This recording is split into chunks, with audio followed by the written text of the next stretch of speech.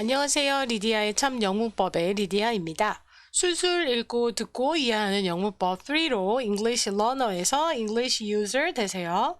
오늘은 Chapter 3의 5번째 시간입니다. 관계사에 ever이 붙는 것들에 관하여 두 번째 시간이 되지요. 시작할게요. 자, 지난번에 이어서 관계 대명사 앞에 커마가 붙을 때 붙지 않을 때 관련된 내용을 좀 더 살펴보려고 합니다. 자, 지금 84번 예문 보면요. 다 똑같고 차이는 뭔가요? 관계사 앞에 그리고 관계사가 이끄는 헤드나운이 주어로 쓰였을 때 그 주절이 끝나는 지점에 또 커마를 놓는 거. 요 커마 두 개가 있고 A는 커마 두 개가 없지요. 자, 주어는 여기까지입니다. 자, 이 경우는 사실 지난번에 헤드나운이 고유명사와 같은 성격을 갖는 것이라면 그 다음에 컴마가 오고 추가적인 정보를 정보를 나타내는 형용사절이 나오게 된다 했어요. 그래서 이렇게 B와 같은 경우를 설명을 드렸습니다. 그런데 예외가 있어요. 꼭 이렇게 더라는 관사가 붙었을 때 헤드나운이 끝나고 쉼표가 꼭 붙는다는 건 아니라는 거. 영어에 예외가 있죠. 그래서 이 경우는 커마가 붙어도 되고 붙지 않아도 됩니다. 단 이렇게 붙거나 붙지 않았을 때에 커다란 의미 차이가 있다는 거를 설명드리려고 합니다. 그렇게 중요하지 않다고 볼 수도 있고 중요하다고 볼 수도 있어요. 자, 그러면 이 두 가지 문장의 차이를 설명할 때 비제한적 용법, 제한적 용법 이렇게 우리말로 문법 용어를 들어서 설명하는 경우가 있지만 저는 그 용어에 익숙해서 매몰될 필요는 없다고 봅니다.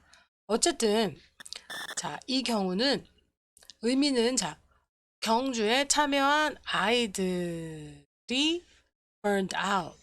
자, 아주 그냥 탈진했다라는 의미입니다. 일단 burned out은 tired, 이 tired보다 훨씬 느낌이 큰 의미예요. 우리도 탈진했다. 완전히 그냥 다 녹초가 됐다. 녹초가 됐다라는 의미가 정확하겠어요. 우리말 의미다.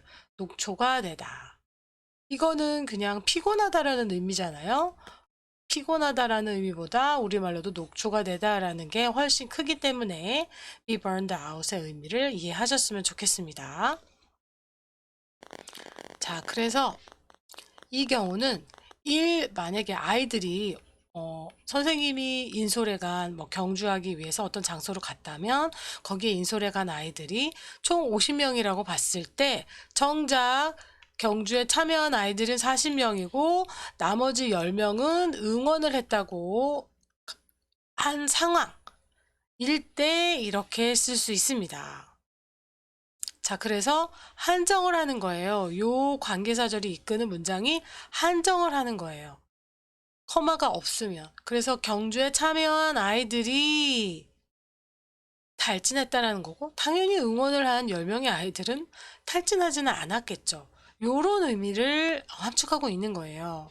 그리고 요거는 written English인 경우에만 의미를 알 수 있겠죠. 말할 쓸 때는 모르겠죠. some of the children 이런 식으로 해서 뭔가 전체 아이 중에 일부를 나타내겠죠. 말로 할 때는요. spoken English를 쓴다면요. 자, 그런데 이 커마가 있다는 건 부수적이라고 했잖아요. 없어도 된다는 거예요. 그러니까 이 경우는 만약에 50명이 갔다면 50명이 모두 경주에 참여했다는 얘기입니다. 그러니까 그냥 the children were burned out 해도 돼요. 근데 굳이 the children이니까 화자가 앞서서 경주에 참여한 아이들이 예를 들어서 50 children participated in the race yesterday. 그리고 the children 이런 식으로 말할 수 있겠죠. 그러니까 이것은 의미가 이미 알고 있는 뭔가 고유한 명사구가 되는 거예요.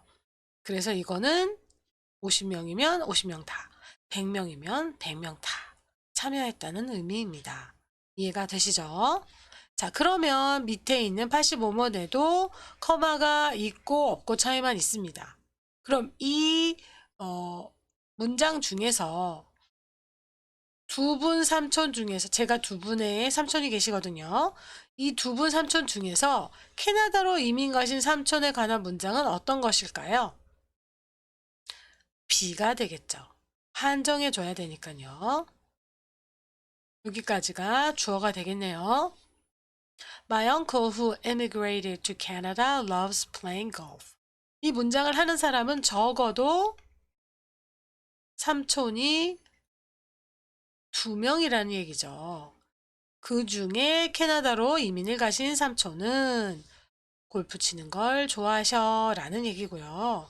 이 경우는 my uncle을 고유명사로 봐서 그냥 추가적인 정보를 관계사절로 써줬다는 것 뿐이에요. 그래서 그냥 my uncle loves playing golf 하면 이 경우에는 삼촌이 한 명일 가능성이 높죠. 이해되시죠? 자, 그러면 연습 문제를 풀고 오늘은 마무리를 할게요. 연습 문제를 2가지를 풀어보겠습니다. 자, A부터 E까지 문장이 있습니다. F까지요. 자, 이 문장 중에서 커마를 꼭 넣어야 되는 문장 3개가 있습니다. 자, 골라보겠습니다. 자, A 보면 Dr. Taylor라고 바로 고유명사가 오죠. 고유명사가 올 땐 커마가 쓰이고요. 이 Dr. Taylor는 주어의 일부분이기 때문에 주어가 끝나는 부분에도 커마를 넣어서 커마부터 커마까지가 부가적인 정보를 주는 관계사절이다 라고 하면 되죠. 그래서 그냥 Dr. Taylor is nominated for Nobel Prize 라고 사실을 이야기하면 돼요. 타일러 박사는 노벨상에 지명되어 있다 라고 하면 되는데 어떤 의미, 뭔가 추가적인 additional information을 주고 싶을 때 커마 사이에 이렇게 who has studied about black holes를 넣어주면 되죠. 그래서 블랙홀에 대해서 연구해 오신 타일러 박사님은 노벨상에 지명되어 있다 라고 하면 됩니다. 커마 꼭 넣어야 합니다. 자, B. The platypus whose beak looks like that of a duck. 여기까지가 주어져 has weird appearance. 그래서 platypus는 모르는 사람도 있겠지만 우리말로 오리 너구리를 뜻합니다. 그렇기 때문에 고유명사죠. 커마를 넣어주어야 합니다. 또 여기까지가 관계사 whose가 이끄는 절이 되는 거죠. 그것의 부리가 오리의 부리처럼 생긴 오리 너구리들은 괴상한 외모를 가지고 있다라는 얘기고 weird는 strange를 뜻하는 것이죠. 비슷한 의미예요. 자, 여기서 더라는 의미는 특정한 오리너구리, 자, 의미를 살폈잖아요. 특정한 오리너구리가 아니라 오리너구리 전체를 말하는 것입니다. 이때 이렇게 정관사를 쓸 수도 있고요. A platypus도 때에 따라서는 오리너구리 전체를 말할 수 있고요. platypus라고 복수를 쓰면 당연히 오리너구리 전체를 말하는 것이죠. 커마 꼭 필요합니다. 자, C. The potatoes which we bought last week has become rotten. 이때는 꼭 필요하지 않죠. 늘 써도 되고 쓰지 않아도 됩니다. 그리고 쓰지 않는 경우가 많죠. 그리고 목적어로 쓰였으니까 이 potatoes는 원래 boat의 목적어로 쓰였는데 응용을 해서 주어 자리로 온 것이기 때문에 그냥 which를 생략하고 The potatoes we bought last week has become rotten 이라고 말하면 되겠죠. D. The students who failed on the test 여기까지 주어고 will have a chance to retest. 어떤 학생들이요? 그 시험에 실패한 학생들이 되겠죠. 그러니까 굳이 커마가 필요 없어요. 물론 커마를 넣어도 되겠죠. 한정해야 되자. 여기서는 한정해 주는 게 맞죠. 다 실패할 수, 물론 시험이 무지하게 어려워요. 그래서 50명의 학생들이 다 그 시험에 실패해서 50명이 다 제시를 봐야 될 수도 있습니다. 하지만 일부라는 게 자연스럽잖아요. 그렇기 때문에 커마가 없는 게 맞죠. 그죠? 50명 중에 뭐 6명이라든가 일부를 나타내는 경우가 자연스럽기 때문에 여기서는 컴마를 쓰지 않는 것이 자연스럽습니다. 자, 그 다음에 My car, which I bought last month. 이거 그냥 추가적인 정보잖아요. 있는 게 맞잖아요. 근데 내 자동차 하면 되니까 이때는 커마를 넣어서 내가 지난달에 샀던 자동차는 is being recalled for steering problems가 되죠. recall 될 예정이야. 무엇 때문에요? 뭔가 그 핸들 조작에 관련된 문제 때문에 그런 것 같습니다. 그래서 핸들을 영어로 steering wheel이라고 하죠.